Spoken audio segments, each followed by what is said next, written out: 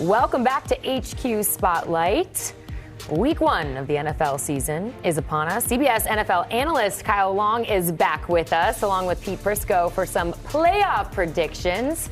As the NFL season is almost here, the predictions just keep on flowing, and we are going to start with your AFC playoff predictions, Kyle Long. Okay, well, I think I'll start from the top here. I'll go with the 1 seed. I've obviously got the Kansas City Chiefs being the 1 seed in the AFC, and the 2 seed, the Houston Texans. I believe both these teams continue to progress. Obviously, the Chiefs, Super Bowl winners last year, I think they got better. And you look at the Houston Texans with their experience, DeMeco Ryans in his second opportunity with C.J. Stroud, Bobby Slowick retained. You go get Danielle Hunter. I think that this team has a rocket trajectory to the 2 seed in the AFC. I'm going to take you to the 3 seed, the Cincinnati Bengals. You've got Joe Burrow coming off an injury, an offensive line that has been heavily invested in this offseason. I do like the Bengals. They're a tough team to beat, even at home. We've seen that at Arrowhead over the course of the last few years. I saw it with Jamar Chase and Joe Burrow. The 4 seed, the New York Jets. Okay, obviously Aaron Rodgers. There's a big question mark hanging above Aaron Rodgers' status in the physical department. But at the end of the day, they went and they invested where they were supposed to invest in New York at the offensive line. So I've got them in my 4 seed. I'm a big believer in Shane Steichen. I don't know how you feel about this, Chris, but Anthony Richardson, if he can develop under Shane Steichen's system, if he can get on the ground after he makes all these first downs, he is such a phenomenal athlete. I think the upside is tremendous in Indianapolis. The offensive line is built to play bully ball. Then I'm going to go with the 6 seed, the Baltimore Ravens. Familiar faces right there. You know, Chris, Baltimore Ravens, Lamar Jackson, John Harbaugh. MVP, He's been there, done it a few times. What remains to be seen is whether or not they can, really connect with some of these punches in the playoffs, and can they adjust, particularly at home. They had the Chiefs at home last year, and they peed down their leg a little bit. Number 7, the Browns. And I only put the Browns in there because this is a roster top to bottom, and if you just move the quarterback out of there for a second, top to bottom, I don't have many questions about the Cleveland Browns. If they can find a way to tie it together, they will have an explosive team. Offensively, they can run the ball at will, and obviously they got the guy, Myles Garrett, on the other side of the football. And then the 8th seed, okay, where's the 8th seed? Do we even have an 8th seed? Well, there's only 7. If it's an 8th seed in the AFC, I'm going to give it to me. I'm not even in the AFC. I'm the first loser. The thing that stands out to me, and we see that Kyle has the top 4 seeds all advancing to the divisional round with the Chiefs getting the bye. Pete, the thing that stands out to me is he doesn't even have your predicted Super Bowl champion, Super Bowl team out of the AFC champion, Buffalo Bills, in this thing. Yeah, I don't understand that at all. I mean, come on, give me a break. It's called health. Look, Kyle is new to Florida. He hasn't had me bleed over onto him with influence yet, so it takes a little time. It takes everybody time, but I'll straighten him up here in a little bit. How do you not have the Buffalo Bills in there? I don't get it. Look, I understand the Jets. I'm with you on the Jets. I think the Jets are going to be a good team as well. But the Bills are going to be right there with them if they don't. I think they're going to win the division. I think they're going to the Super Bowl. You don't even have them in the playoffs. What's with? And one more thing. What's with the Indianapolis Colts?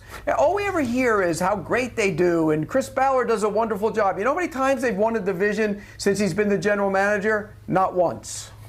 Yeah, well, in my opinion, it's about what can you do for me this year. We've seen what you can do for me lately, the Buffalo Bills. The guy that I really love on the Buffalo Bills is Matt Milano. He's the heartbeat of this defense. He's a guy that can run and hit. He can create turnovers. He can create pressure from the second level. Without Milano, I think the communication goes out the window on the second level of that defense. And there's a lot of questions for me in terms of stopping some of these dynamic offenses, particularly in the AFC East. I think we could be looking at a couple sweeps there. I love Josh Allen. You and I talked about it yesterday as much as anybody. But there's a certain point at which it's just not enough, Pete. It's just not enough. And with the Indianapolis Colts, I feel like the blueprint of their football team is kick people's asses up front with that offensive line and let that big stud, Anthony Richardson, make hay. We will head over to the NFC now as we'll fill out the rest of the AFC bracket when we're done with the NFC playoff teams. I'm interested to see if you have your Chicago Bears making the playoffs because Pete did not. So I'm on now. I'm on for the NFC now. We're doing this after the break. We're doing it right now. We're going to do the NFC predictions right now. Okay, with the 1 seed, I've got the San Francisco 49ers. Now, I'm kind of scratching my head, and you may be as well, because that roster to me today does not make sense. You don't have the best left tackle in football on the field. Christian McCaffrey's got some injury stuff. Brandon Ayuk, obviously a massive question mark. The number 2 seed, the Detroit Lions, they had a 3-possession lead in the Bay Area last year, and they also peed down their leg. It's a theme here, Chris. A lot of pee down legs, okay? Detroit Lions get an opportunity at redemption, the 2 seed. Then I go the 3 seed, a team that found a way to reload on the offensive line, retool at the receiver position, and find more talent. Oh, yeah, and they went and got Saquon Barkley, okay? With an actual formidable offensive line, Saquon Barkley is going to bust out this year in a way we haven't seen in a while. And then the 4 seed, the Atlanta Falcons. You know what I'm saying? It's kind of like those rom-coms in the 90s. You got that gal in the art class. She's got some speckled art on her overalls, the glasses. Well, you know, we're going to take the glasses off. We're going to take the pigtails out. And then all of a sudden, beautiful. Boom! Sidney Crawford running right through the room. That's Atlanta Falcons with Kirk Cousins, okay? That's the Kirk Cousins effect. I think he is the reason that this thing comes together. They're able to utilize their star players. He knows what it takes to have success offensively. They don't in Atlanta. They will now. Okay, so that's the 4 seed. 5 seed, Dallas Cowboys. They went and paid their guy, CeeDee Lamb. As dynamic an offense as you're going to find in the National Football League. With Dak Prescott, obviously, CeeDee Lamb is his favorite target. Tyron Smith out the building this offseason to go protect Aaron Rodgers and the New York Jets. But they've got 2 draft picks at the offensive line position, Cooper Beebe, Tyler Guyton. Not world beater Tyler Guyton, but I think he's going to be a good player for Dallas. They will not regret that pick. Cooper Beebe is going to be the heartbeat sitting next to Hall of Famer Zach Martin. They are going to get after people in the middle. I think the defense is also a big strong suit in Dallas. The 6th seed, the Green Bay Packers, Jordan Love, Matt LaFleur. That's a tandem that I really enjoy. Watching LaFleur's mind come to life with Jordan Love's arm and his talents, his skill sets. The guy I really like there is Luke Musgrave, the tight end. Matchup nightmare in the playoffs. He will be. He's about 6'5", 260. Runs like a deer, Hassel. Okay, throw that guy the ball. Those young receivers will continue to develop. And the 7th seed is the Seattle Seahawks. Another team that has one room that is really deep. It's the receiver room, a lot of talent there. And also the defense in Seattle. They're going to be bringing back that Legion of Boom mentality, I think, Hass. And that's what I got here. You can see it on the screen there. Argue with me on Twitter, whatever you want to do. And the only team that is not going to be at home that you have advancing out of that wild card round, the Dallas Cowboys. Pete, what do you think of his playoff teams in the NFC? Well, I don't. Everybody's on Atlanta, so I get it. I don't. I think Tampa Bay is a better team. I think they'll have the better year. I think when you look at it, Baker Mayfield's every bit, in my mind, as good as Kirk Cousins. And we know what Kirk Cousins does in the postseason, by the way, in case they get there, or in big games in December, in case they matter. He will. So I'm not in on the Atlanta Falcons. The Seattle Seahawks, that was a tough one for me. I think it'll be close for that final spot. I had the Rams going in there, but for the most part, we agreed on a lot of the picks. We agreed on the teams. I had the Packers winning the division and the Lions getting in. He has the Lions winning the division and the Packers getting in. You know, it's what makes us different that brings us so close together. So you got the bracket now set. As we saw, it's 1 through 4 in the AFC. It's 1, 2, 3, 5 in the NFC. Take us through how things will stack up in your mind this season, Kyle. Well, once we get to the postseason, I'm looking on the left side of the screen here, Jets, Chiefs, and obviously I've got the Chiefs taking the Super Bowl trophy home, the Lombardi Trophy 3 times in a row. It's going to be untouchable category historically. And then I'm looking at the Bengals-Texans game. I've got the Bengals hosting. The Bengals are going to host the Ravens. They're going to beat the Ravens. They're going to go, and the Texans will go to Cincinnati.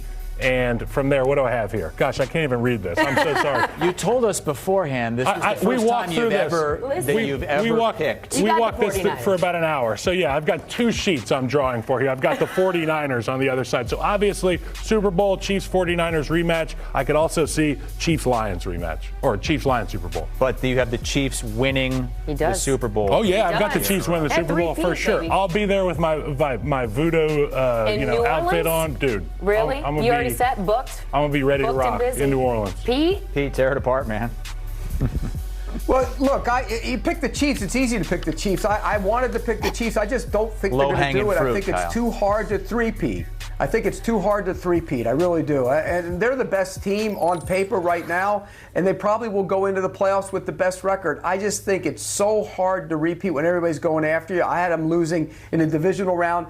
And look, the Lions, they could easily get there, but I think the Packers are the better team. I really don't have a problem with it. We both had the 49ers losing at some point, which I thought was very interesting. And you mentioned a lot of the problems with the 49ers. And where are they in terms of these holdouts and the feeling in the locker room if they don't get paid or if they do get what they want? I mean, I just think there's a lot of problems with the 49ers right now. Kyle Shanahan's a great coach, great offensive scheme.